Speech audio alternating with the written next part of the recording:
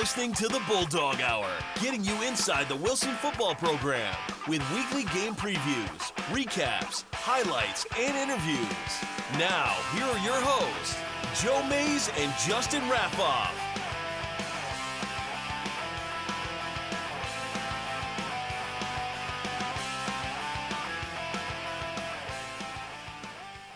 Well, good evening, everyone, and welcome to the 10th and final episode of the Bulldog Hour's third season. I am one of your hosts, Joe Mays, and sitting next to me, my co-host, Justin Raffauf. Yeah, it's kind of crazy to believe that, but you just said this is our 10th episode. Yeah, most we've ever done. Yeah, it's hard to believe we got 10 episodes in this year, but it's been a fun ride. Absolutely, and, obviously bittersweet here, end of the season. The Bulldogs aren't playing anymore, so we're wrapping things up. Like I said, we're going to put a bow on 2017. It's crazy to think about, as we discussed 2 and 3 weeks ago, how fast the season, once it got started, it just steamrolled and snowballed, and here we are. And 12 weeks, 12 games gone in a flash. Yeah, it's kind of crazy how fast things went. I felt like September in general, was kind of spread out, but next thing you know, it seemed like October didn't exist, and we were in the middle of November. Yep. And now we're heading into Thanksgiving week. It's kind of crazy. Yeah, to think that it's over, it's tough to fathom, and I know the only people, more disappointed that it's over are the senior players and the ones that aren't going to be putting on that helmet or jersey again for Wilson. Obviously, very disappointed for it to be over, but it all comes to an end at some point, and I think, especially at the beginning of the year, if we would have talked about making it into the district semifinals, I think a lot of people would have been happy about that. Yeah, and there were a lot of ups and downs, as the year goes on, as with any season, you're going to see that. But there were a lot of people panicking early in the year. We tried to, it wasn't just us. I'm not trying to say that. There are a lot of people who were trying to, right the ship and just keep everybody calm and say we would, we'd be all right in the end. And I think that's kind of how it turned out. Obviously, we talk about this every year. Short of a state championship, you're not going to end with a win. Right. And all you can do is try to get better, and I think they did throughout the year. I think that's pretty obvious when you look at a lot of the aspects of it, and and give it your best shot, and that's all you can really ask for. Yeah, only 6 teams now for the second year. Before, it was just 4 teams got to end the season with a victory. So a lot of teams are left disappointed when the season comes to an end. But you got to look at it more as a whole, not just this season, but for a career. These kids are playing, most of them at least 3, some of them 4 varsity seasons. And you got to look back over those 3 or 4 years, and take it all into account. And as usual, and we've discussed this on the show many times before, these Wilson players got the opportunity to play more than their fair share of games. Yeah, which, like you said, it's kind of it's an interesting perspective to take on it when you add that career aspect to what you're looking at. A lot of these kids, while maybe didn't quite end the way they would have liked this year, have had more success in their high school football careers than a lot of people can imagine in their high school athletic careers. So it was a good season, and they were able to get things turned around and have plenty of successful moments in season and career at Wilson. So best of luck moving forward. We'll get to that part, though. Yeah, so, we recapped the 10 regular season games. We usually did 2 per week throughout the season on the first 9 episodes. We'll talk briefly about them in a little bit. But first up, we want to talk about the playoffs. Wilson was lucky enough to make the District 3 6A field, and actually they had moved all the way up. If you watched the previous show, they had moved all the way up to 3 in the rankings and got to take on the number 6 team in Week 11, which was Red Lion from York. We previewed that game 2 weeks ago, and we're going to recap it tonight. And then with the victory over the Lions, Wilson got a rematch with the Manheim Township Blue Streaks, and obviously since we said the season's over, Wilson didn't come out on top in the rematch. Spoiler alert. Yeah. But I find it hard to believe that anybody would be watching that didn't know that Right. already. So. Right, yeah, we don't usually So not a spoiler alert. I do take it spoilers or teases or anything, although I was teasing this episode because I don't think anyone knows Wilson's schedule for next year, and I have the schedule for next year. And people are interested, and I know Eric Thomas, the Central Dauphin broadcaster, who we've gotten to meet and have talked to a lot about Lancaster-Lebanon League, Mid-Penn, District 3, and obviously the great rivalry that Wilson and Central Dauphin has. I don't know if he knows whether or not Wilson and Central Dauphin will be playing over the next few years. He said that he will be watching to find out, and we'll get to that at the end of the show. We will talk about 2018 and more specifically the schedule. And maybe I'm making a bigger deal about this than I need to, but it's because it's a new cycle, things are different. People get used to over these 2 years, just like, well, you we play played the same team the same week, and you just rotate home and away. Well, that's not how it works. So there's reclassification in PIAA going on. So you have teams dropping from 6A to 5A or jumping from 5A to 6A. You have changes in the Lancaster-Lebanon League in sections 1, 2, and 3 that are going to alter Wilson's schedule. And then because it's a new 2-year cycle, teams you expected to play at or host, not necessarily going to happen. Right. So it'll be interesting to see how well received the 2018 Bulldog schedule will be, and we will get to that at the end of the show after we recap the Red Lion and Manheim Township games. And before we do that, just a little bit of a Bulldog Hour business to take care of. You know the drill by now. We're into this 10 episodes now. Make sure you follow and interact with us in any way you feel comfortable. You can find us on Facebook at facebook.com/Bulldog Hour and facebook.com/Wilson Bulldogs Football. On Twitter, we're at Bulldog Hour, at Wilson Bulldogs, at Coach Joe Mays, and at Mr_Raffauf. Find us on Instagram, and you can watch an archive of our show and the other show that Justin and I do, usually focusing on professional sports, most of the time the NFL, youtube.com/user/Joe Mays and J-Raff show. We also have emails. You can send it to show@bulldoghour.com or joe@bulldoghour.com, or go to bulldoghour.com and hit up the contact section. There's a submission page for you to get in contact with us that way as well. And thank you once again to our sponsor, May's Sandwich Shop, and to all those that have also donated to the program, Matt Cruz, Andy Herr, and our anonymous supporters, and everyone else that I know that likes and shares the stuff we put all around social media. Andy as well, but Bruce Badgley, who we interviewed earlier this season, he's been very supportive and is always retweeting and liking our stuff to help spread the word, because that's Justin's favorite thing to do, is like and share. Like and share, that's right. Like and share. So other ways you can support the show, we have sponsorship and advertising opportunities, which people actually took advantage of. Now, we didn't get the money, so I don't know how much it helped us out directly, but we had people reach out to us for the district playoff games. The PIAA charges to live stream the games, and we had done that for a majority of the games this year. A lot of people were disappointed when I said we wouldn't be doing it because, well, it was going to cost $500 to do the Red Lion game. Well, the parents' organization actually reached out and said, we'll pay that bill. The stream went well, we credited them, and then the next week after Wilson had won, I was contacted by Chris Weichel at Weichel Realty Group, and he said that they would foot the bill for the second round playoff game, which was even more expensive. And, obviously we didn't get to pocket any of that money to help improve the show, but we are very, very thankful for the parents' organization and Weichel Realty Group, Chris and Megan Weichel, to, reach out and say, hey, we'd like this opportunity to support the Wilson football program. And, the only thing they got in return was a little bit of advertising on the stream, and on the Facebook page. I made sure everyone knew that we're getting this stream that cost a lot of money because these generous organizations and businesses stepped up. It was interesting. Where I was positioned with the camera on Friday night, there was a guy for like the Lancaster local cable channel.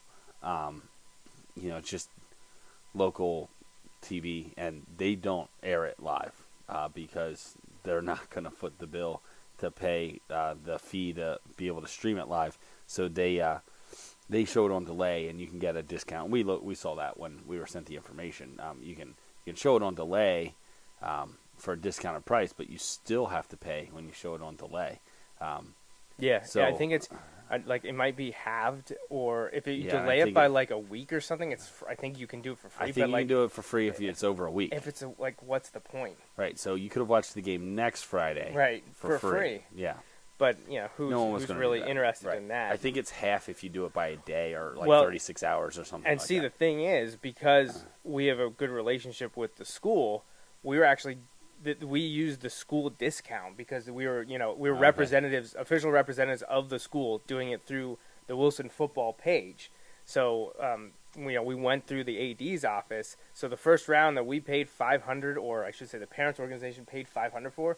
If we would have done it as a private business, which obviously we're not that, it would have been $1,000. Wow. Second round would have been $1,250. That's crazy. So so just keep that in mind too when those companies are coming to ask your company if you want to run an ad, beyond just us, but for the radio broadcasts or things like that. They have a lot that they need to get lined up in order to make those things happen. So I'm already thinking about next year. I know. Well, it started at dinner on Friday after the game. Yeah, that's true. Justin and I had dinner after the game. We already were talking about 2018, and then Saturday I had to send an email at work, and I sent a quick one to Drew, and that's how I ended up with the 2018 schedule. Because I had questions. There was stuff up online. I wanted to know if what I was seeing was true, because I was a little surprised by it, and the whole schedule wasn't posted online. So I was just like, hey, do you know what's going on? He sent me the whole thing. Mm-hmm. So we're going to talk about it in just a little bit. But first up, we're going to recap the playoff games, which again, November 10th, the quarterfinals in District 3 6A, November 17th, the semifinals, and we played Red Lion and Manheim Township, respectively. First up, the Lions on November 10th. We talked about, obviously, if we play the second game, you had to win this one, and this one was all Bulldogs. They were a force on special teams. Yeah, in talking to some of the people associated with the Red Lion team, at least loosely associated, they said, just watching Wilson, they said, you guys are just too big and too fast, which is interesting because, when we're around them, we kind of talk about, we feel like when we're previewing a lot of games, we talk about how big other teams are. Yeah. And, it's just interesting when the other teams are saying that to you. It kind of provided some perspective there. But like you said, the special teams plays, that's where you kind of see a lot of that sometimes. And it was on full display in the Red Line. Yeah, Wilson blocked 3 punts in the first half. It's unbelievable. One led to a touchdown on the next play. One was recovered for a touchdown, and then I think the next one we eventually scored. I don't remember if it was the next play. I think it was within a couple plays. But right there is 21 points just because you had great special teams. Right. And it wasn't just one person. And we'll see this in the highlights. You had Weller, Hatley, Johnson, Ventura, all these guys contributing either blocking or recovering. Price got the touchdown. So all-around effort, in the cliche, the coach speak is there are 3 phases to a football game. You need to win at least 2 of them, if not all 3 of them, to win the game. And Wilson definitely won the special teams battle. And looking at the score, well, they did pretty good on offense and defense too. Yeah. They you could safely say they won all 3 in this round. Yeah, definitely. So why don't we take a look at the highlights from the Red Line game, and then we'll get into player of the game and statistics.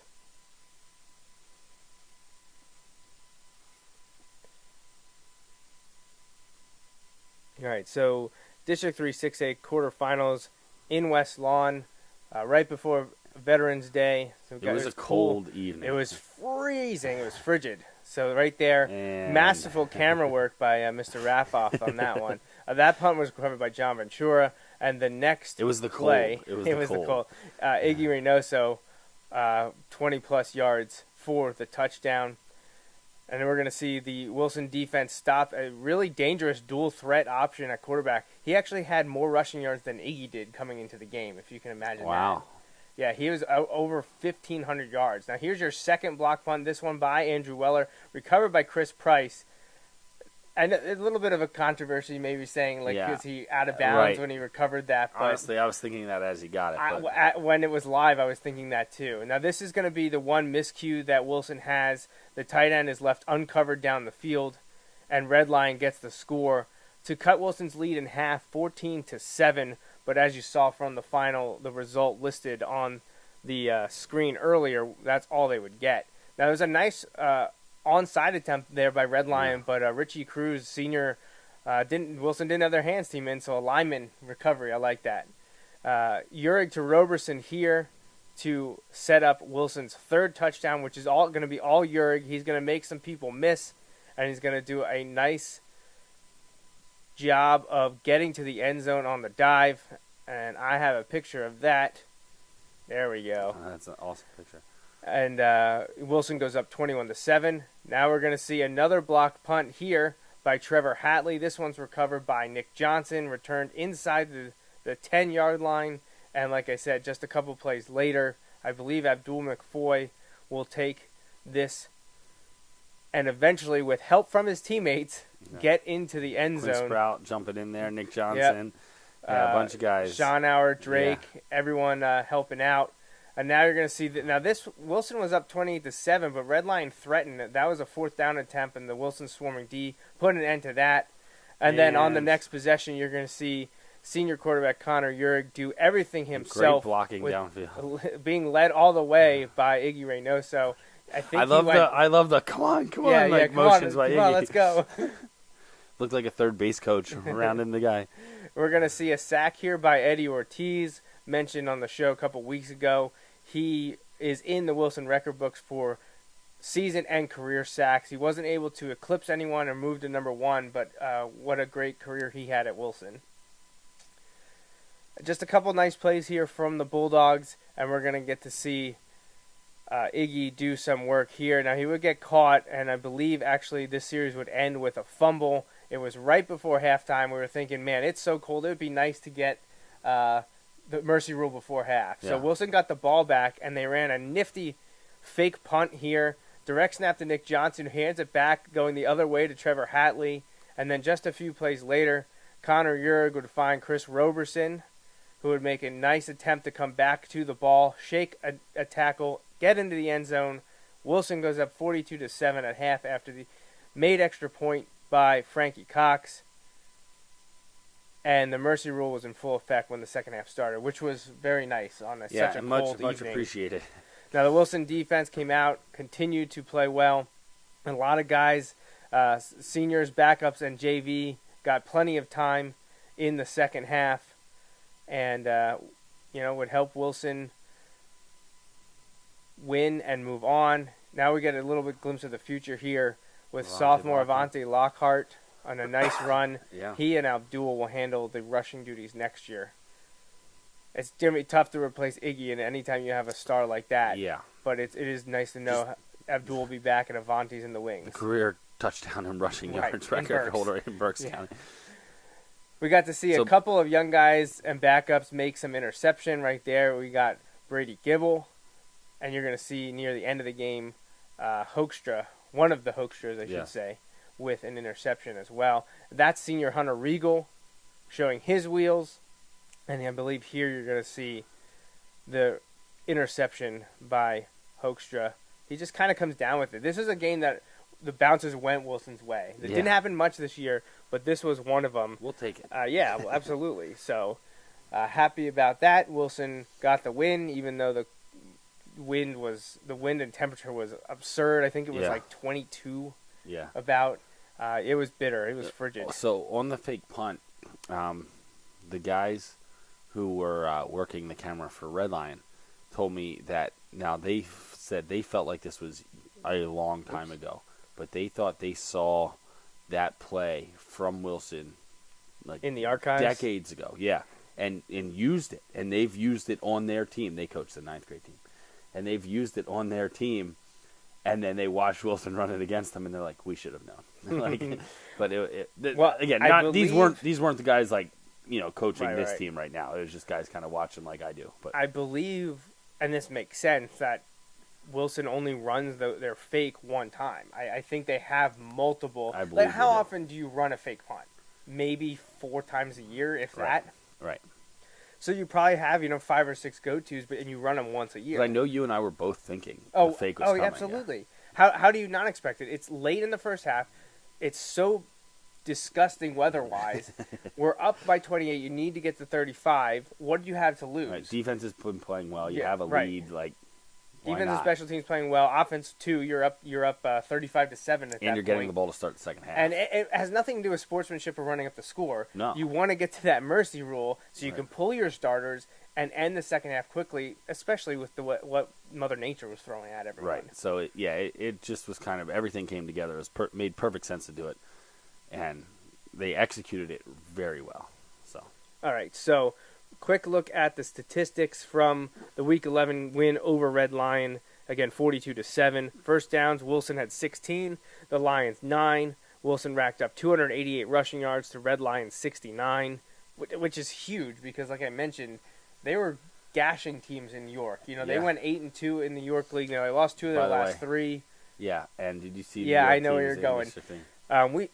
It's always a talk of District 3 of York, of the conferences, the leagues that send teams to the District 3 playoffs. York is by far considered the weakest. Right. And they didn't help their case this year because, well, throughout all 6 classifications, they sent 9 teams to the District 3 playoffs. All 9 lost. And most And I lost believe, big. I think 6 or 7 of them lost by, Mercer. 28 to 35 points. Yeah. The closest one was Downstown against Hempfield. Yeah, where they were leading up for to a the while. last minute. But yeah, and actually someone from, I believe, the York Daily Record wrote an article about how the York League is doing some soul searching because they haven't performed well over the last decade, and this was kind of like a bad feather in the cap for them to go 0-9 and get absolutely housed in a lot of those games. So. But Red Lion, they were an offensive juggernaut. The rushing attack was loaded with Throne at quarterback, and Wilson held them combined for 69 yards rushing. Passing yardage, Wilson 110, Red Lion 164. Total yards, Wilson just a shade under 400 at 398. Red Lion got to 233. Time of possession pretty close. The Bulldogs 23:01 to Red Lions 24:59. Third downs, Wilson just 3 for 8, but Red Lion 1 for 12. Defense getting it done there. Fourth downs, Wilson was 50%, 1 of 2. Red Lion just 1 of 4. And in the red zone, surprisingly, Wilson was 1 of 4, but I think most of those, other than the fumble, were as a result, I believe, of the backups, the second unit, the JV team, driving down the field, but then not able to punch it in. Because other than the fumble, I don't know that the starting unit. When else were they inside the 20 and didn't score? I don't think they were. Yeah, I feel like that they got one against them. They got one and they lost one, and then the other 2, I believe, was the non-starters. And Red Lion was 0 of 1. We showed that in the highlights. Big fourth down swarming sack by the Wilson defense to end that Red Lion threat. Individual performances: senior quarterback Connor Yerg was 6 of 7 for 100 yards, 2 touchdowns passing. He rushed 3 times for 92 yards and 2 touchdowns rushing. Iggy, a little quiet night for him, just 77 yards on 11 carries, one touchdown, and he had 1 catch for 17 yards. But when your quarterback runs for 92 on 3 carries and you go up that big, that quickly, and a lot of times you're working a short field because of the pump blocks, it's going to happen. But he still got 77 yards and a touchdown. Abdul McFoy had 2 rushes for 8 yards on the score that we showed you. Chris Roberson, 4 catches, 78 yards, 1 of them a touchdown. I mentioned him briefly during the highlights. Senior defensive end Eddie Ortiz, 7.5 tackles, 2 of them for loss, and a sack. Sophomore safety Matt Fry, 5.5 tackles, although he did leave the game with an injury and missed the Manheim Township game. Junior linebacker Nick Johnson, 5.5 tackles, 2 for loss, half a sack, a punt block, and a punt block return. Senior linebacker Trevor Hatley, 4.5 tackles, 2.5 for loss, a sack, a punt block, and a fake punt conversion on the 22-yard rush. Senior outside linebacker Andrew Weller had 3.5 tackles, 1.5 for loss, a pass breakup, and 1 punt block that led to the recovery touchdown by Chris Price, who also had 2 tackles, 1 of them for loss, and half a sack. We mentioned John Ventura, the sophomore defensive linemen and offensive linemen. He had a punt block recovery, and Brady Gibble and Nate Hoekstra had interceptions in the second half. So looking back on all of it, we felt he didn't get love enough throughout the year. He was always in the running for our player of the game, but we decided after the game against Red Lion that he was going to be our guy.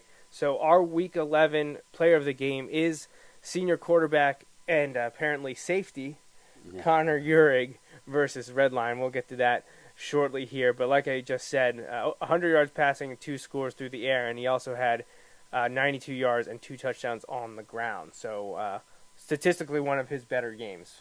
Yeah, it was one of those things where, you kind of have to take what they give you, and he certainly did against Red Lion, whether it was through the air 6 of 7 or on the ground where he, was able to pretty much do whatever he needed to do. He had a dominant game in that first half against Red Lion, and that was exactly what they needed to do. Absolutely. So Wilson awaited to hear from Mr. Sear announcing the scores. Who are they going to play? Well, in Neffsville, Manheim Township was hosting Central Dauphin in a 2-7 matchup, and the Blue Streaks would beat the Central Dauphin Rams 28-0. Central Dauphin lost their quarterback on I believe the first play from scrimmage. Yeah. And Manheim Township just was able to win each phase of the game. Despite turning the ball over 5 times. Yeah, right. So. They overcame that to still get the shutout and score 4 times. So we knew that Wilson would be headed back to Manheim Township in Week 12 with a trip to Hershey on the line. So we'll go right into that game so we can get to the look ahead to the 2018 season and talk about, again, for the second time in a month, the Manheim Township Blue Streaks. Wilson heading back to Neffsville again. Seems to be a running theme. And the result, a little bit different than last time, but not any better for the Bulldogs. They fell 28-14 to Manheim Township, and I said to Justin throughout the game, it felt like deja vu, because I felt like the game went exactly how the game in Week 8 did. Yeah, it felt exactly the same. Yeah, it really did. There were moments where, what I was sending messages to you saying, like, I was hoping it was feeling different, and there were glimmers of that, and then, just something would happen, and it just, but it wasn't any one thing. It came up, like, every time, multiple times throughout the game where I thought maybe we were turning the corner, just something would happen, and you're just like, I can't believe this. And we talked about that a lot throughout the year. We kind of mentioned it when we were going through the Red Lion highlights about how, man, the ball just kind of bounced our way that night, and it didn't seem like that happened a lot this year. Felt like maybe at 12 games, maybe I felt 2 times that I was like, oh, the ball's going, the football gods are smiling on us tonight. Right. So, sometimes that's just the way it goes, and I'm sure we'll see some of that when we take a look in a little bit.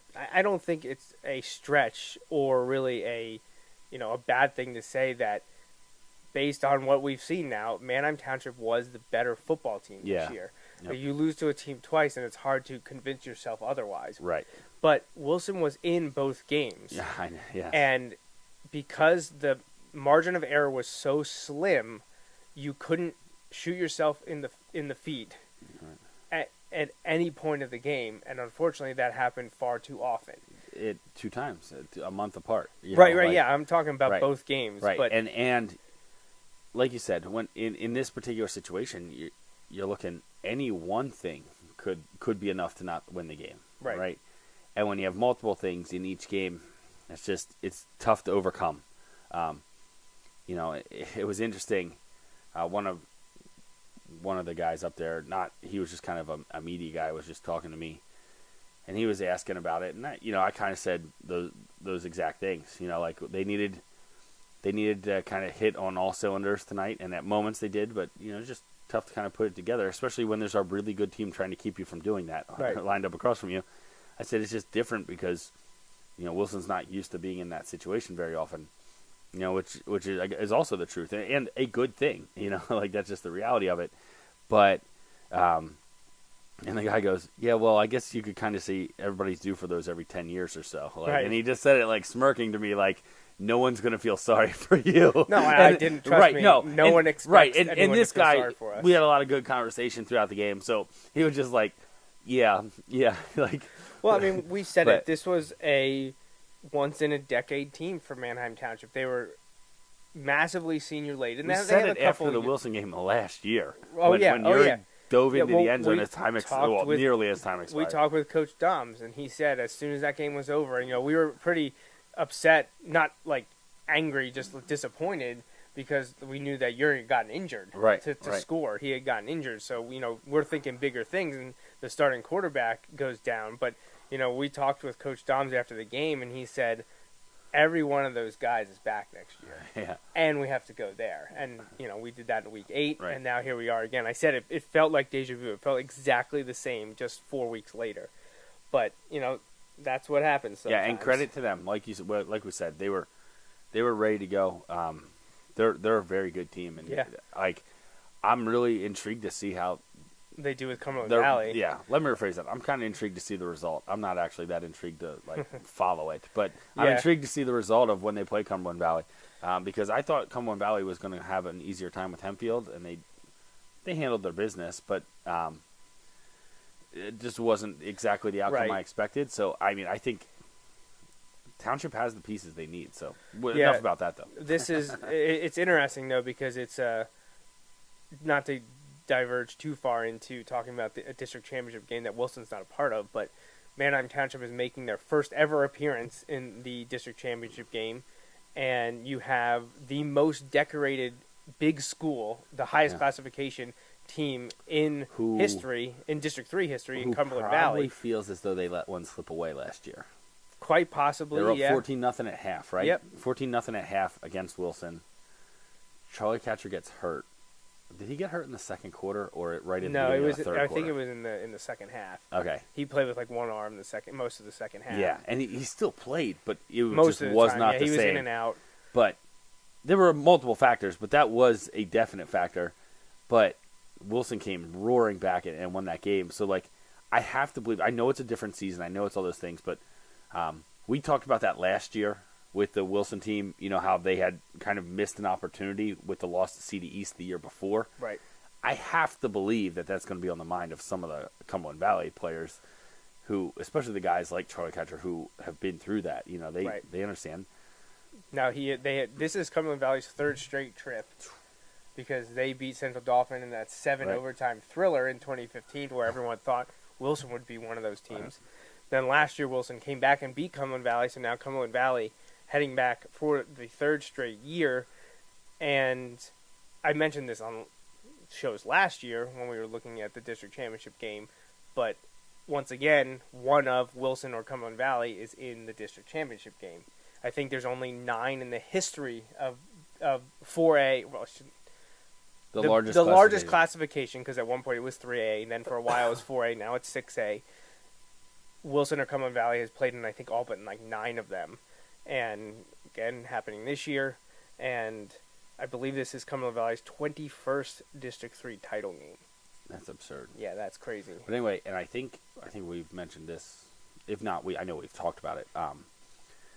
I think Wilson is the only LL school to win the district title at the largest classification. Yeah, I think you're right about that. At least since it's gone to 4 and 6A. Yeah. I don't know about the early. Well, the first 3 or 4 years of it, 3A was the biggest classification. I don't know that, but I'm pretty sure certain, you're right about that. Other teams have played in it; they just haven't won. Which is funny because Wilson is the school, not from Lancaster or Lebanon County. Yeah. But. Yeah, irony. Yeah. So let's take a look at the highlights from the game at Manheim Township, the semifinals game, just played 2 nights prior. And again, it felt so similar. I kind of was like, man, I can't believe we're back here. Yep. Just another time, and it felt so similar, just the way things started. Mm-hmm. I mean, I know in the previous game Wilson scored first, but just the aura around the game, it felt just like the end of October. So Township got the ball to start. Right, they did. And they did, man, their formation shifting was crazy all night. Right there you saw Trevor Tenga knock down a pass. Man, if he could have held on to that, that would have been quite an early game change of momentum. Right, but here, Township was third and 11, and are able to get get by and get that touchdown, to go up 7-0. Right. And now, third down conversion. That was a big score last time on a big third down right. for them. But Wilson didn't give up and actually ended up converting incredibly well. 2 4th and shorts on the drive. Yep. Yeah, and they were just churning the clock on this one too. Yep. I mean, this was a eating textbook up time, and then textbook Wilson, finds old school Wilson drive until the long pass for the touchdown. until Jurg finds Chris Roberson wide open. When you think about that long play, Captain 18-play, 8-minute drive for a touchdown. And they scored on a big play. And unfortunately, the third play of the Township drive after the score, MG third and long. Third and 7, 3rd and 8. MG takes it to the left side, all the way down inside to the 5, and 2 plays later, Township would score. I believe Grayson Saladay, or was it MG? I think it's Saladay from the direct snap, direct snap, and he would give them a 14-7 lead. Now Wilson would get momentum because they would absolutely smoke and stop Township in the second quarter. Unfortunately, on the very next play is an interception. Saladay went down hurt on that play, so he was out for at least a play. Wilson tried to attack their secondary, and it just didn't go their way. And now here, this is 4th and long, and an beautiful pass from Emge, splitting the defense. That's why the kid's going to Harvard. 2 plays later, he keeps it for the sneak and the score to go up 21-7, and that, just like in October, was right before halftime. Yep. Now, Wilson would fight back. They get a quick I think they actually punted, forced a Township punt, then scored to cut it to 21-14. They then forced a 3-and-out from Township, a punt, and then, we talk about the football gods and the ball not bouncing your way. Something happened here on the punt return. Iggy went to pick it up when he shouldn't have, and Township ended up recovering that fumble. And I believe on the very next play, it was the very next play, Emge makes another nice throw behind the defense, and they score to go up 28-14, which that was really that was killer there. Now Wilson tried to save one last chance on a fake punt, a different one, a pass this time, but they were called for an illegal procedure penalty. Would end up punting it away, and they got the ball back a couple more times. Oh, here, I highlighted this ridiculous roughing the passer. Yeah. Had you seen that before? I didn't see it live, but I'm going to rewind that because I saw after it live, the play, and I couldn't believe it. After the play, the Township parents and players on the sideline were all yelling at the kid. No, I know. No, I know, but so I didn't see it because I tracked the ball, tried to with the camera. You did your job. Yeah. Unlike earlier. Yeah, unlike the block punts. I was able to do my job here. And so when I did that, I didn't see it. I didn't even know there was a flag. I heard someone say it. But then, they're yelling at him, and he was talking to the officials, and then his teammates were yelling at him more. It reminded me a lot of a situation we saw a few years ago when we saw Micah Parsons at Central Dolphin. Yeah. And his teammates were losing their minds, screaming at him. Yeah, that when was 2015. In 10th grade. That was 2015, yeah. So anyway, it reminded me of that situation. Where they're like, what are you doing? I was further removed here. There we were 10 yards away. Sideline, and here, this I was obviously further removed on top of the press box. It's so odd to me because it's not like he threw it and he was running at him. He literally stops. Watch. He got through. He's going to see the ball thrown and then just runs up and decks it. Yeah. I just didn't understand it. Yeah. I just couldn't believe it. So Township ended up fumbling, which some of the problems they had last week against Central Dolphin. People were not pleased that they were throwing passes either. But these are just some of the perspective you get when you're on top of the home stands. But from other parents and fans and whatnot, always a good time hanging out with those. Yeah, your favorites. Huh? Oh, definitely. Not quite different than student section, sitting with the parents. Also your favorites. Yeah, they are my favorite for sure. Everyone they get wrapped up in it. But anyway, you can pretty much see what we were talking about there. There was just such a thin, margin of error, and just too many little things here and there. Whether it's long, you pin them back and we give up a long conversion, or whether we make a play but weren't lined up right, or something like that along those lines. And maybe not even just this game, but if you look back to the times where there were struggles, we talked about the season had kind of had its ups, had its downs.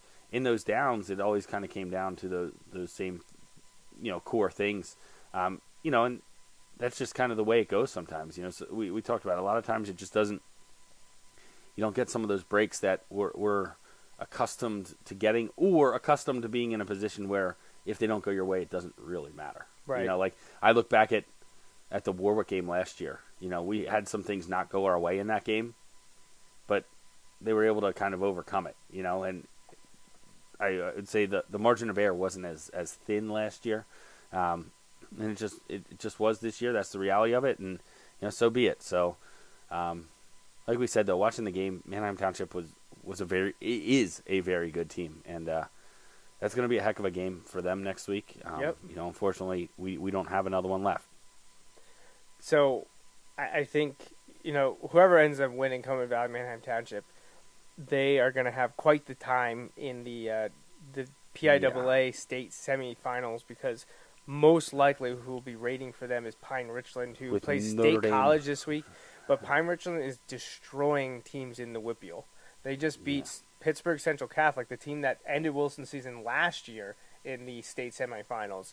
They beat Central Catholic twice this year by mercy rule. They beat them 49-7 in the District 7 championship game at Heinz Field. Yeah, it'll be. Yeah, it does not matter who it is. It's going to be a tall task. However, just to be fair, to throw in, if we learned anything from high school football I know weekend, exactly what you're going to say. Man, I'm not even going to go into it. Well, I'll say congratulations to the Governor Mifflin Mustangs for one heck of an upset. I know a lot of the media members were saying. To be honest, it's the upset of the year in Pennsylvania football. It's the upset of the year really to date. I think if someone beat Pine Richland, that would be a pretty significant thing. Might be the only one left that could do it. Yeah, because people were talking, and us included, that Harrisburg didn't have a chance of losing before the state championship game, where they would most likely play someone like Archbishop Wood again, who they lost to last year. And, Mifflin took all the advantages that were given to them. They obviously didn't give up. They had a lot of heart. They used weather. They used mistakes by Harrisburg. Right, they were down 14-0. They scored 26 on 40 degrees, pouring down rain at Harrisburg. It could have been easy to pack it up at that time, and they did not. Didn't. So credit to them. Absolutely. And way to represent Berks football. Man, whew. Yeah, that one was heard around, not just the state. And that one went around. That's one of those games that will be talked about for a long, long time. Yep, national rankings. If you follow any of the high school sports, the football coverages that does the national stuff, that one sent echoes across the nation, none bigger than obviously than in Pennsylvania. And a lot of the media members there said that in the time that they've been covering high school football, it's the biggest upset they've ever covered. Yeah. And that's crazy. Well, back to Wilson. Let's wrap up the Township game. Wilson and Township actually tied in first downs. Each one only had 9. Not a big. It was long drives. Very. They just kept drives going. I mean, you talk about Wilson had an 18-play drive. Just grounded it out, went to the air when they needed to. Wilson ended up with 95 rushing yards. Township 113. A lot of them was that MG run, though. Like, Wilson was able to contain Grayson Saladay. He did not have a big game. He's the one that hurt him the first time. This time it was more MG. And it's tough. When you have those weapons, how do you stop all of them? You look at some of those throws he made and his ability to run. He's the real deal. He came up big at the biggest moments. They were able to capitalize. Some of those, defender slips or something, they should hit those. There were a couple of those, especially from my vantage point on the camera, when Township was going right to left. A couple of those passes, those are incredible throws. Absolutely. And you know what? That's just tip your hat.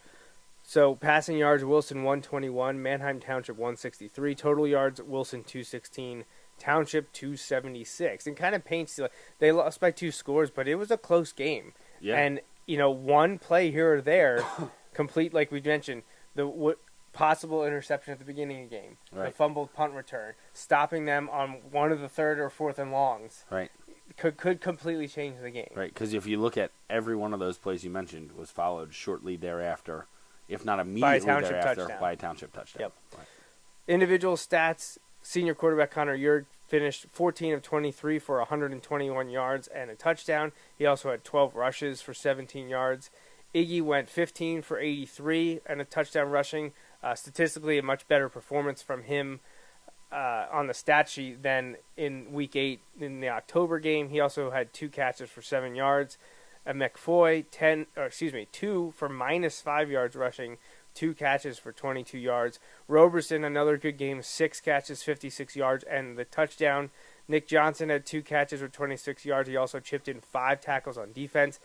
Senior defensive end Eddie Ortiz went out on top, 7.5 tackles, 3 of them for loss. Unfortunately for him, he didn't get any sacks, which would have bumped him up in the season and career list that he was chasing. That's insane, though. 3 tackles for loss. Yeah, none of them sacks. Right. What's I mean? We saw it in the highlights you're mentioning. This was 3rd and long. This was 4th and long. They were stopping him on 1st and 2nd down, giving up negative yardage, 0-1-2, forcing him into 3rd and long or even 4th and long, but they couldn't get off the field there. Yeah. Defensive linebackers were doing well until it got the 3rd down. When there were so many different options out there, it was hard to cover everything. And that's in the end, that's what bit them. Senior inside linebacker Trevor Hatley had 6.5 tackles. Junior safety Joey Fox had 4.5. Senior outside linebacker Andrew Weller had 4. And senior defensive tackle Quinn Sprout had 3.5. And, you know, we talked about this in Week 8. Who do we pick for Manheim Township to be player of the game? Statistically, no one really stood out, and we ended up going with Andrew Weller. This time, a lot of the same. You know, do you pick the guy who scores the touchdowns? So is it Roberson or is it Iggy for Wilson's 2 scores?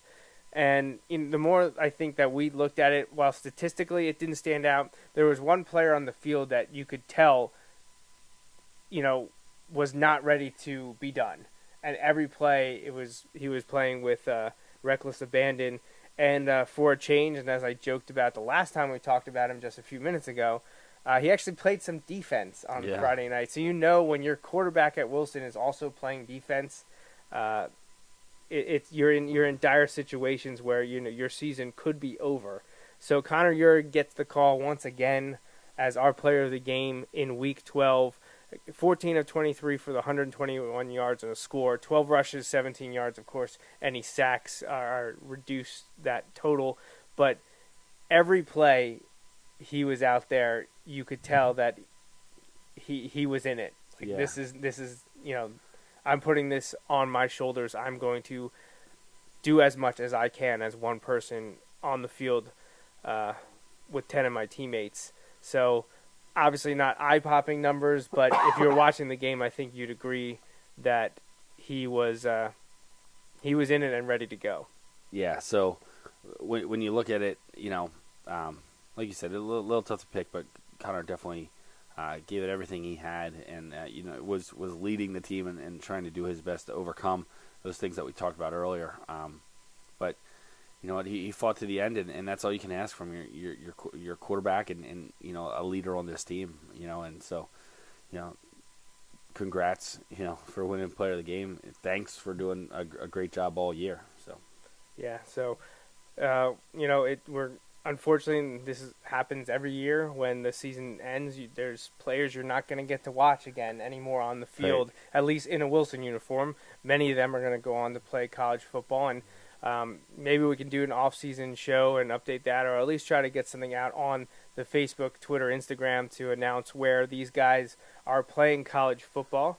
I believe actually Trevor Hatley just got an offer from Sacred Heart. Oh, nice. I'm not sure if he's going there or if it was just an offer, but it's always nice to know. Is that where his brother went? Yes, I believe it is. Okay. So, congratulations to Trevor on that. And,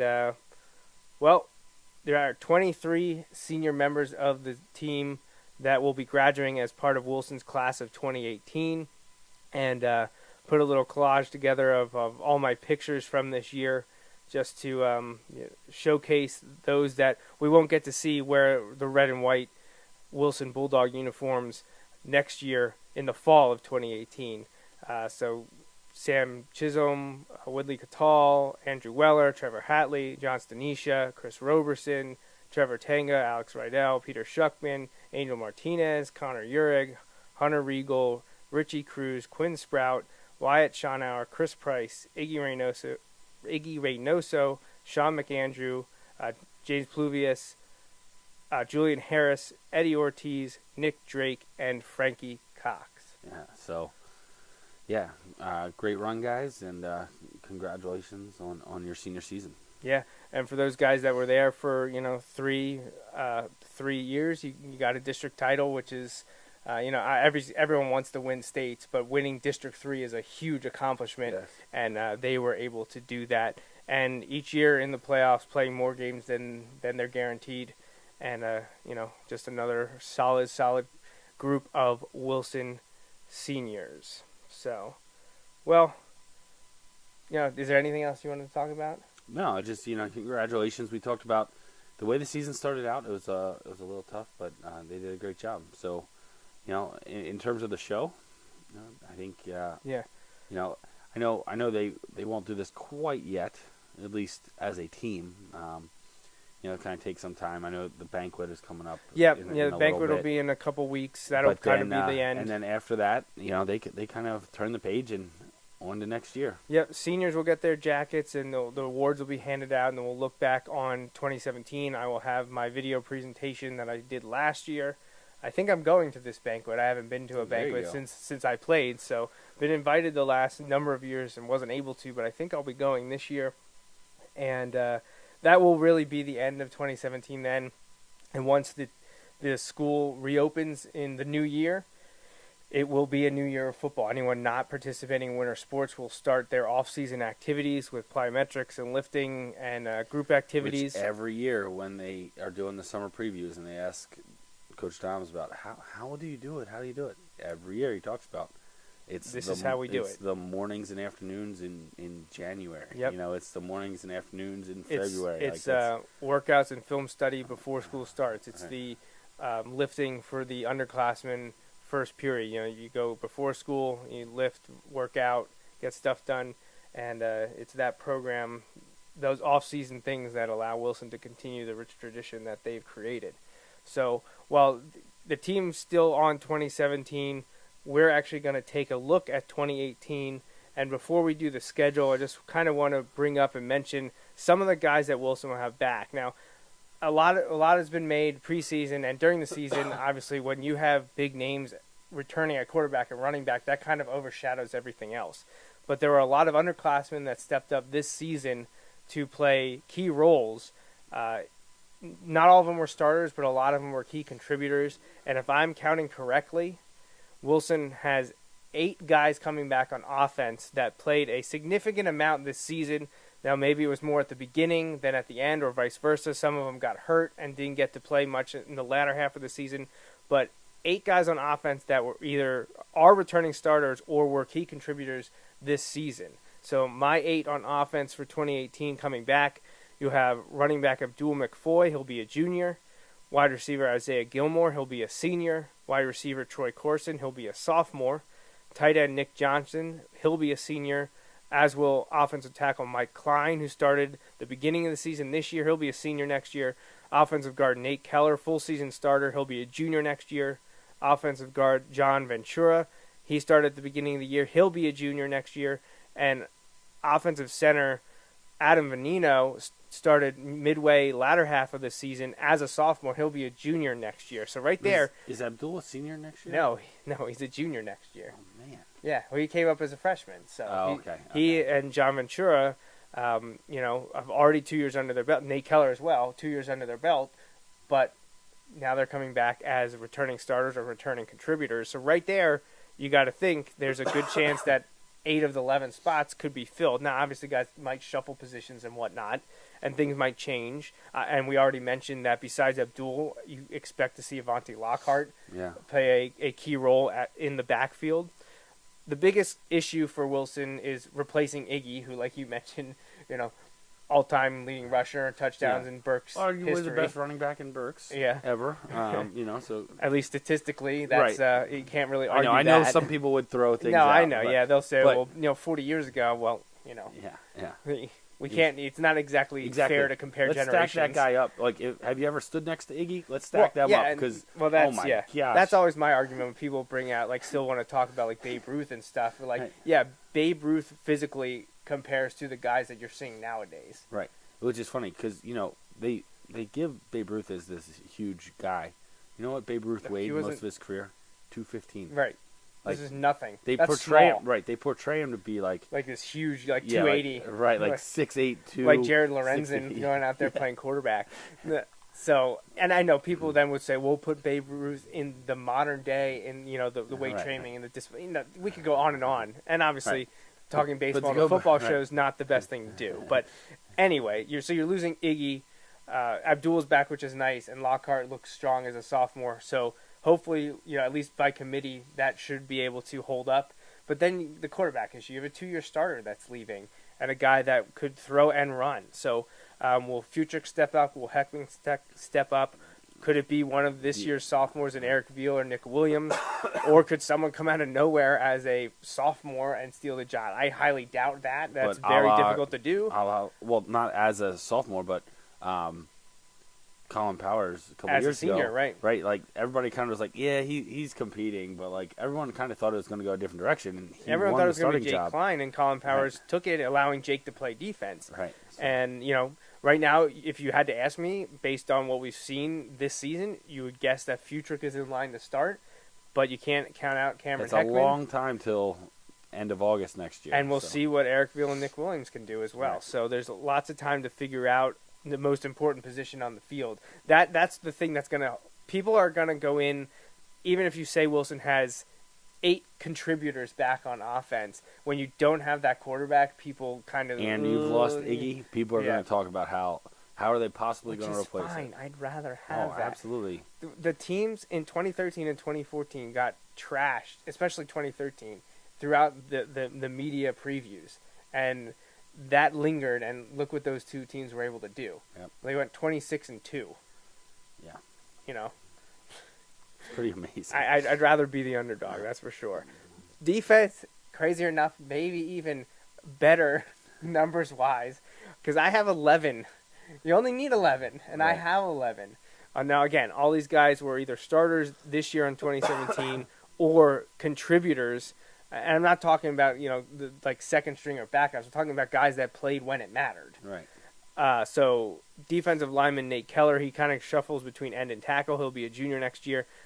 John Ventura, again, another guy I mentioned on offense. He played defensive tackle this year. He'll be back. Another one, 2B sophomore, freshman this year, Jeff Colson. Didn't play too much towards the end of the year, but was in the defensive line rotation as a freshman in the early goings. Obviously, he'll be back. Nick Johnson, I don't have to say much about him. He's back and will be the unquestioned leader of the 2018 team. Greg Smith, who spot started this year against Mifflin, and later in the season, he'll be there to compete next to Nick Johnson. Outside linebacker, Cameron Magalotti saw time throughout the year and contributed some key plays, and he was an outside linebacker starter by the end of the season. He'll be back in 2018 as a senior. We saw Connor Cook step up towards the end of the year and play some defensive back. He'll be back as a senior next year. We mentioned Joey Fox from the Township game. He's back as a senior next year, playing free safety, although we could possibly see him move up to linebacker. Isaiah Gilmore, starter at safety at the beginning of the year, then had some injury issues. He'll be back somewhere in the defensive backfield. And then Matt Fry and Troy Corson, both of which missed the Manheim Township playoff game along with Gilmore due to injuries. They're both back in 2018. Matt Fry will be a junior and Troy will be a sophomore.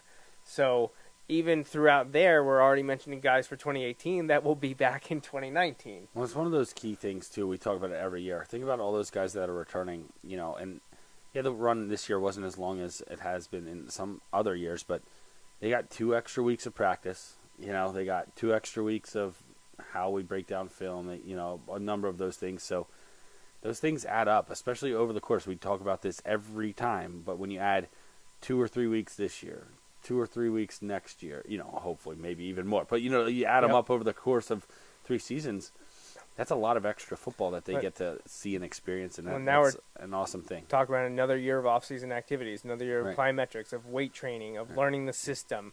And Well, you talked about those 2 freshmen that came up. Like, there's nothing wrong with ninth grade football. Like, it's good, nothing. and it's great for the development of 99% of the players. Some guys, are just where they're at that time, are ready for that curve a little bit earlier, and a couple of those guys were able to jump in this year and contribute, and that's incredible, and it just helps them. That's where they were at that time. A lot of guys aren't ready for that, and aren't going to get enough out of it to make it worth it. At Wilson, some schools don't have that option, but at Wilson, that's just the reality of it. So, you hope that was the best fit for them, and it appeared to be. And so you think that moving forward, that helps as well. Yeah, and Troy Corson wasn't even allowed to play the first 2 games of the year because of some PIAA bureaucracy going on. He missed the Mifflin and Springford games, and I remember talking with some of the coaches in the winter and spring last year. You did as well. Right. So did Coach Fernsler. We all coach out at West. Troy played for us as an 8th grader last year, and we were, said like you definitely need to give him a look during winter and spring ball. Because he could contribute. Even as a freshman, it's tough to do. Even if he just plays on special teams, and they were a little hesitant, but they gave him a try. He stuck with the team over the summer. They don't do anything. Like they said, they may call some of the guys up to take a look, and then they can probably start to figure it out pretty quick whether a guy's gonna fit in or not. Mm-hmm. Like physically and just on the team. Maturity level, that kind of thing, and. They called him up, and he stuck with it. Yeah. And all of a sudden, I don't even think it was quite midseason. I think it was like his second active game. I think it might have been Warwick in and around then. He was starting both ways, free safety and wide receiver. Trying to think. Obviously, there's growing pains going from 8th grade football to varsity football. Right. It's a little bit of a jump. Just but a bit. To know that we have him for 3 more years, and his teammate Jeff Colson, and a very, very good freshman class that went undefeated this year is coming up to be sophomores next year, and the future is bright. Yeah, so should be fun. All right, well, let's take a look at the schedule in 2018. I know that's probably why most people have stuck around this long, and we appreciate it. We know it's running long, but we wanted to get to the schedule. And I mentioned this briefly at the beginning of the show, just kind of what's going on in the PIAA and in the LL League. So just a refresher here, the cycles for classifications are every 2 years. So I believe at the end of last year, the schools had to talk about enrollments to adjust for the 2018 and 2019 cycles. 6A, 5A, 4A, 3A, 2A, and 1A. Wilson, one of the bigger schools in the state, is staying in 6A, not a surprise, but 6A will be expanding from 16 teams in District 3 to 18 teams in District 3. They're actually adding 3 schools, but one is being dropped to 5A based on, I believe it's male enrollment, right? It's just male enrollment? For the male sports. For the right, yes. That's football. Yep. So coming up to 6A for fall 2018 and fall 2019 are Lebanon, Cedar Crest, and the big one, Harrisburg. And now I know people were surprised 2 years ago when the word came that we would be expanding the 6 classifications, that Harrisburg was actually going to be a 5A school. Yeah. They were one of the bigger 5A schools. I believe they were the biggest. Were they I think the biggest 5A school in the state. And I think they were edged out by Central CD East. CD East was the smallest 6A school. 2 male students or something. It was something really close like that. Well, that same thing happened this year. And while we're saying hello to Lebanon, Cedar Crest, and Harrisburg, we're actually going to say goodbye, at least in terms of playoffs, to Warwick. Warwick will actually be one of the bigger 5A schools now, taking the place of Harrisburg. I thought maybe CD East could drop because they were on the borderline, but the 6A figures actually increased. Right, and another thing to remember, and I think you mentioned this, but like you don't classify into your divisions by district. That's a statewide thing, and the districts then have to kind of adjust based on those numbers. But it's not like, the top 16 schools in District 3 are this. No. That's why some of the districts, like State College, are the only, 6A school in their district. Yep. This is a statewide classification. Then the districts have to kind of organize. That's why they play in the Mid-Penn. And that's why in, AAA, they had their district championship this week, instead of because just the well, way 1 it's and 2A, distributed they had throughout it the first week. Right, because there's distributed some, throughout the there are some the state. districts that literally take the regular season standings, and that's how you play a championship game. Yeah. Like, there are no Right. there's playoff for the championship. Yeah. Kind of like the old baseball days, like way back. I think actually the original NFL, like decades ago, might have taken the top 2 regular season teams and pitted them in the NFL championship before it was even the Super Bowl. So District 3 obviously doesn't do that. They will still have, I believe, 8 teams making the playoffs, but you're going to see that playoffs are actually starting a week earlier, which means they're going to end a week earlier. So the first weekend in December is going to be the state championship games next year. I know been a lot of people talking for that, and that's how most states, I think, align. Yeah, and that was the goal of this reclassification. Now, it's going to take over 2 years because we moved to 6A last year prior to 2016, and we're moving the championship games in the state to the first weekend of December in 2018. So there are no buys. We talked about earlier this year when schedule talk came up that there could be a buy thrown in, but we're losing. Well, we'll get to that in a second. So 8 out of 18 6A teams make the playoffs in District 3. So it's the same as the last 2 years. It's just there's 2 more teams competing for those spots. Besides the classification changes, there are league changes. Lancaster-Lebanon League changing sections 1, 2, and 3. First, the easy one, again, that this is through enrollment numbers. Conestoga Valley, who is in Section 1, those are usually the bigger schools in the LL League. Section 1, the last 2, well, actually, Conestoga Valley was up here the last 4 years. Yeah. They're dropping down to Section 2.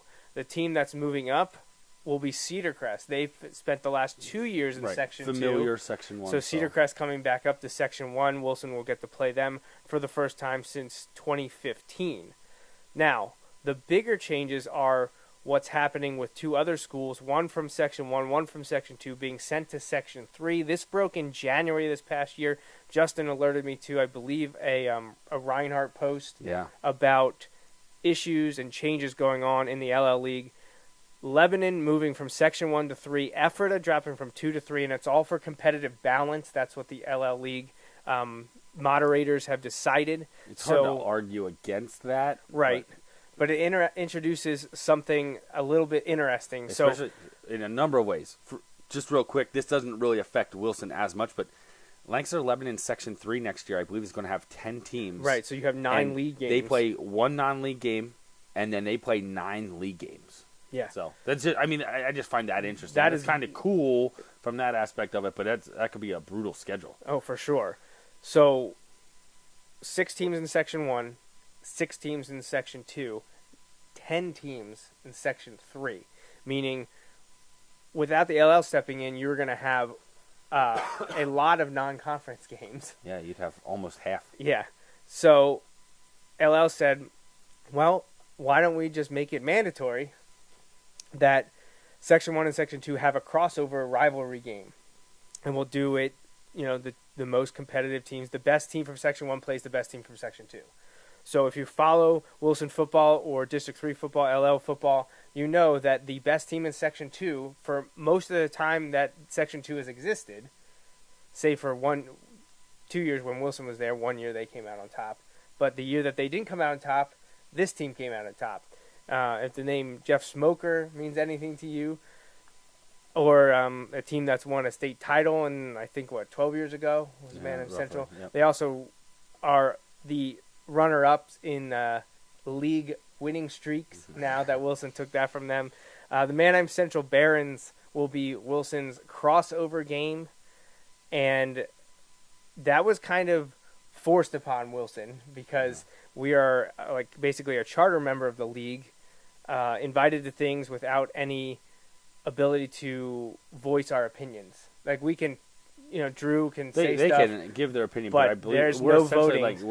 Wilson does not get the vote. We are made aware of the decisions that have been made. And I believe now I don't think I can comment on what athletic director Drew Kaufman knew. I think it was news to him, but I do remember that I think you said that we actually knew about this before the coaches did.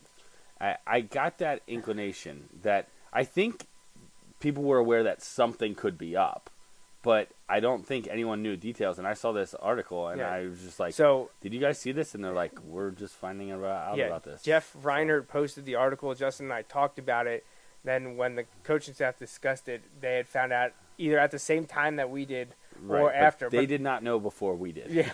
Well, I think one of them said they found out from the Facebook post. Actually, I know some of them found out that way. I can't speak for all of them, but I know some of them found out that way. Yes. So a little behind the scenes look because at some the of them LL were saying, League. "What are you guys talking about?" Yeah. So Wilson's playing Manheim Central for the next 2 years as part of the LL crossover game. So Wilson have 3 non-league games, 1 crossover game, and then 6 league games. I guess the LL sections of 7 teams. 7 teams in 1, 7 teams in 2, Right. and 10 teams in 3. I think so. I said 6. So yeah, because we still have 6 We play 6 games, Section 1 but, right. games, 1 crossover game, which and is then technically 3 a non-league. right game. 3 non-league games. Yeah, so like the Manheim Central game doesn't count for consecutive league victories because they're technically section victories, really. Right.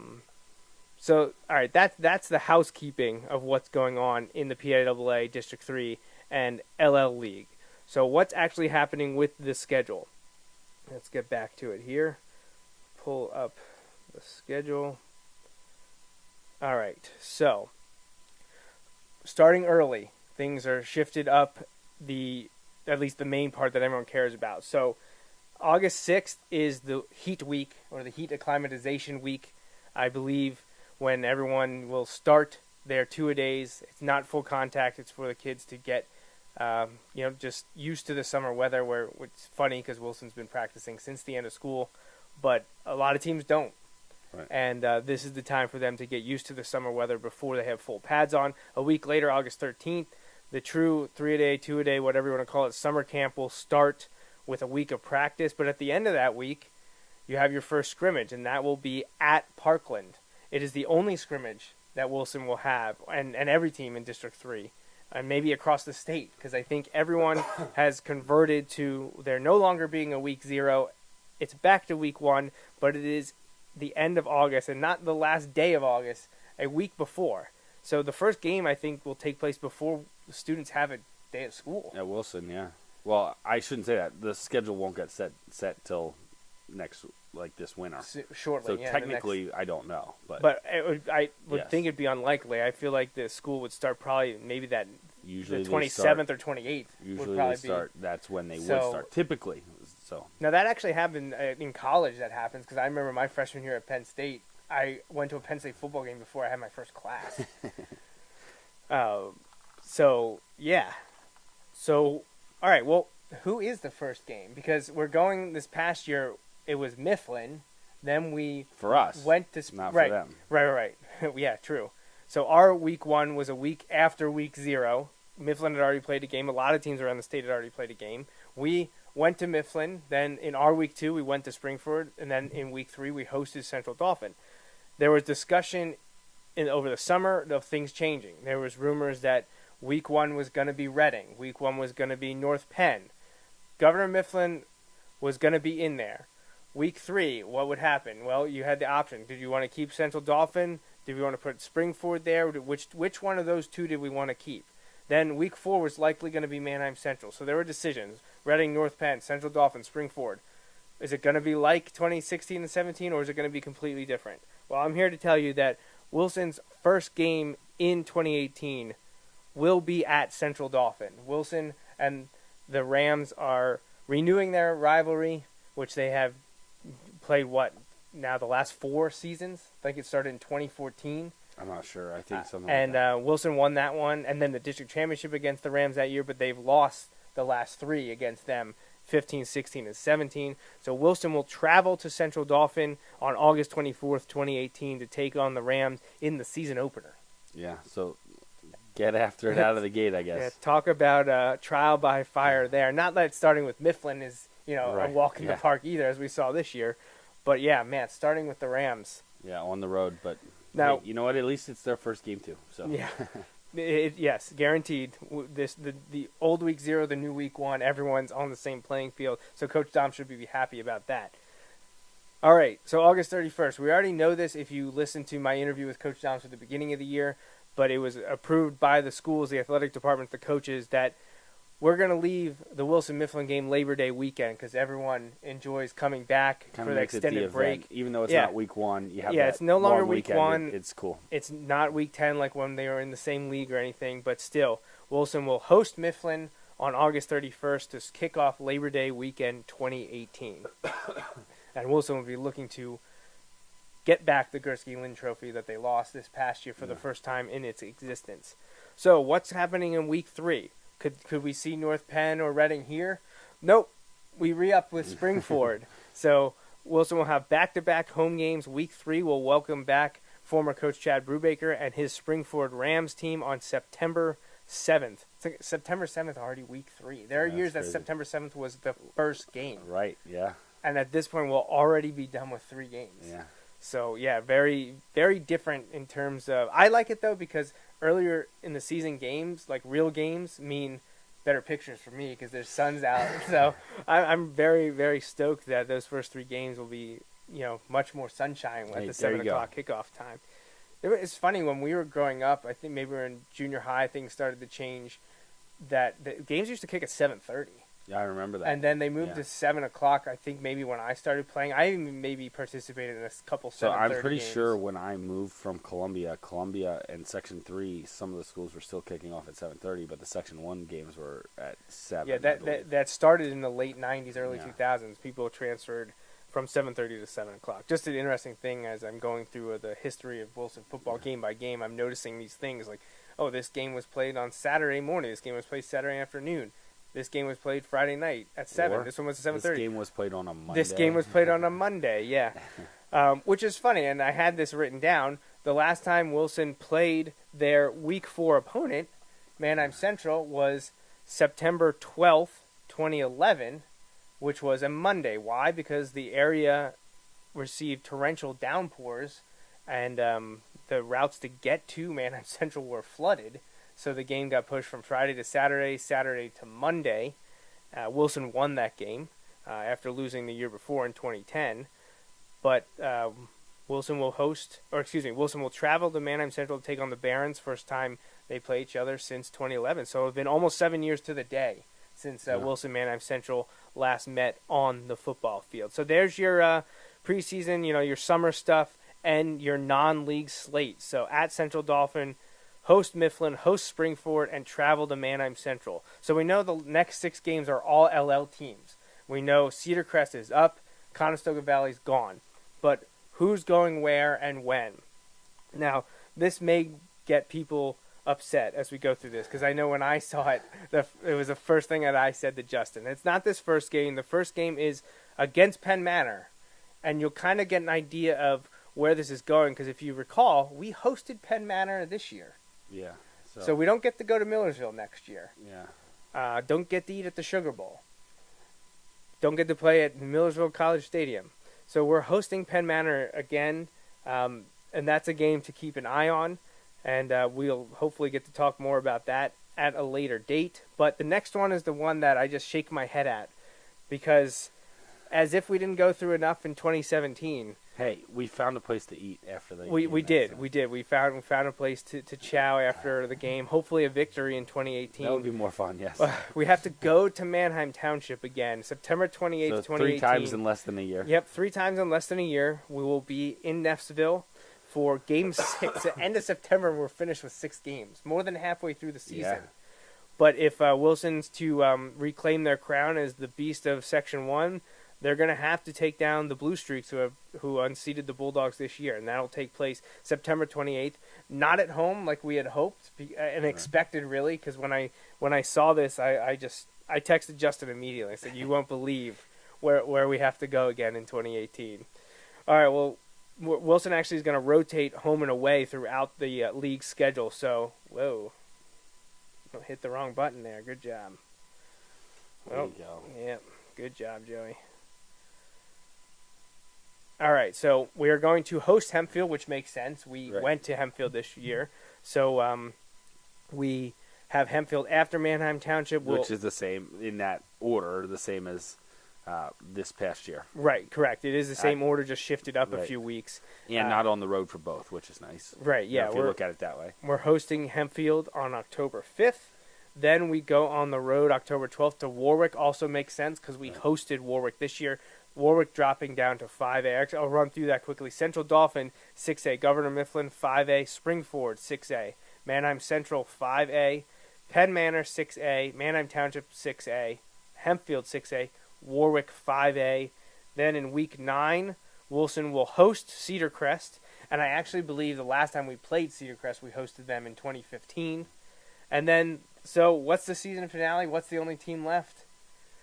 We get to go to McCaskey in week 10, October 26th. So we get Penn Manor and technically Cedar Crest in back-to-back games at home, but we have to go to Manheim Township and McCaskey in 2 straight years. Yeah.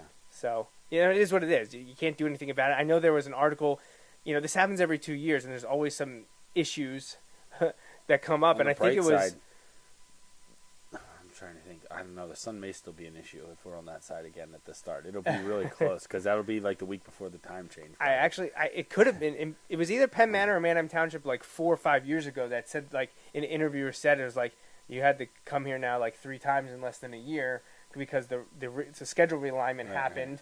And, it must have been there was a playoff at matchup. Township versus host Township, and then next year it was host Township after when it was a playoff game, just like this year. So, if it was Manheim Township 5 years ago, well, here we are. We're on the flip side of it now. It all evens out in time because we're not getting shorted. We're not playing at Township in 2019. We'll host them in 2019. So 2018 we got to go at Central Dauphin, at Manheim Central, at Manheim Township, at Warwick, at McCaskey. That is a brutal road schedule. Yeah. So, and then the playoffs there are listed just FYI. November 2nd is the quarterfinals of the District 3 playoffs. The 9th would be the semifinals. The 17th would be the championship, so before Thanksgiving, which interested to see if that's a Friday or Saturday, depending on what happens with the other classifications. And then Thanksgiving weekend would be the state semifinals, which would be the game possibly in Altoona or somewhere like that. And then, like I said, first weekend in December, there's your state championship game. Yeah. So, anything to say about that schedule? I mean, it's an interesting, like we said, man, it's going to be, not to take anything away from the league games, but kind of a murderer's row of non-league games when you look at it. Yeah. You have Central Dauphin, perennial power. Governor Mifflin, perennial power in 5A. Springford, who's generally really good down in District 1, I believe. But, eastern side of the state. Oh, and then to top that all off, you have Manheim Central, who's one of the best teams in District 3 every year. Yep. So, to comment on that, the 2 5A non-league teams that we have are playing for the 5A district title this week. Correct. So, yeah. So hopefully they're all graduating, and they have to reload. We know that they'll graduate and they'll still be good with those schools, absolutely. though. So. With the history of those schools, for sure. So, that is that's the 2018 schedule, and I think that's a wrap on the Bulldog Hour's 3rd season. Yeah. So. Yeah, and thanks again for everyone for joining us on this ride and hang out with us as we talk about the games, the recaps, previews, milestones. I do think that I had a few written down here that I just wanted to mention. The win versus Red Line was Coach Dom's 137th as head coach, so he needs 15 to pass John Gursky's program record of 151. It would take a heck of a year next year to do it. That would be a state title. And an undefeated season. Right, yeah, 15-0 season. So look for that in 2019, most likely. So you're saying there's a chance? Oh, I'm never going to say never. Like, that's not going to happen. A 15-0 would be miraculous. That's always what you want to achieve. So it could come in 2018. I would say more likely in 2019, but it doesn't mean that you're not going to win the state. You can win the state title 13-2 or 14-1. Yeah. It just means you got to wait one more year for Coach Doms to eclipse Coach Gursky. A few weeks back, I missed this one, wanted to mention it, but defensive back coach Brandon Naples earned his 125th victory against Conestoga Valley. And looking ahead, offensive line coach Jeff Brubaker needs just 7 wins for 225 at Wilson. And defensive coordinator, outside linebacker coach Ernie Wolber needs 13 wins for 200 with the program. And also of note, because I think this one will be met, Coach Brubaker's has a good chance of happening in 2018. This most likely will happen in 2018, barring a subpar season from the Bulldogs. But Wilson's up to 789 games in history, which means should they qualify the playoffs, the 2018 District 3 6A quarterfinals, Week 11, would be Wilson's 800th game in history. Wow. In its 74th year as a program. 2018 will be the 74th season in Wilson football history, which means 2019, season 75, and 2020, 75th anniversary. Yeah, so it's pretty crazy. A couple milestone years on the horizon. But, keep spreading the word about the Wilson football team accounts, about the Bulldog Hour, and like we say, we're always up for support from social media and sponsorship advertising. We're going to work to refine those things in the winter and spring and get those out for the summer before the 2018 season starts. Any closing thoughts from you? No, it's been fun. Look forward to being back next year. So absolutely. And, it's always a pleasure. Thanks to the coaches who, we talk about this all the time. We usually start the season with it, who give us, we say access. I mean, like, basically permission is what I generally mean by that. The way I look at it is, like, you got to just pretend you're meant to be there. Right. And if you just do something long enough, people are just going to eventually expect. That's what they do. That's what they do. Like, it's what. Don't ask for permission. Ask for forgiveness. Or like maybe you don't even need to get forgiveness. You just do it, and as long as it doesn't bother them, that's kind of how this entire thing began. And here we are, third season. But it's a lot of fun. Like they don't shy away from us. They interact with us. Like some are more happy to see us than others. Right, but not in a negative way. Just like some of them don't want to. Right, off camera, they all are like, they interact with us. But like once we pop up the camera, that's when they're like, oh, I don't want to do this. Yeah. No, but so and if you have suggestions or something you want to see from us, definitely send emails our way and let us know. We would like to. We did a few media member interviews here. I want to do former player interviews, former coach interviews. I'd love to talk to Coach Slemmer. That was almost going to happen this year, and then it just didn't work out with timing.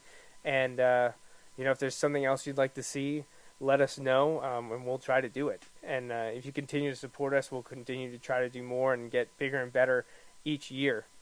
And I'm, like Justin said, thanks to the coaches, and thanks to the players and their family, especially the seniors. It was great covering you over the last few years, and look forward to seeing you guys, go to college and succeed there like you did in high school. And maybe we can catch a game like we saw. I went and saw Isaiah Regal and Mason McElroy play, and I would love to see some of the other former players in college. So so good luck as you move on, and good luck to the guys who will be back next year as they maybe hit their next sport or kind of regroup and start getting ready for next season. So. Yep, for sure. So that's it. This is the end of episode 10 and the end of the third season. We'll be back sometime in the summer with the debut of Season 4 for the 2018 season. So we hope you enjoyed this episode of the Bulldog Hour. For Justin Raffauf and the Wilson football program, I'm Joe Mays, and remember, go Bulldogs. Thanks for listening to this week's episode of the Bulldog Hour. Want more Wilson football? Follow the show on Facebook, Twitter, and Instagram. Subscribe to the podcast on iTunes and SoundCloud. Or visit www.bulldoghour.com. The Bulldog Hour is a featured program on jmnjrradio.com.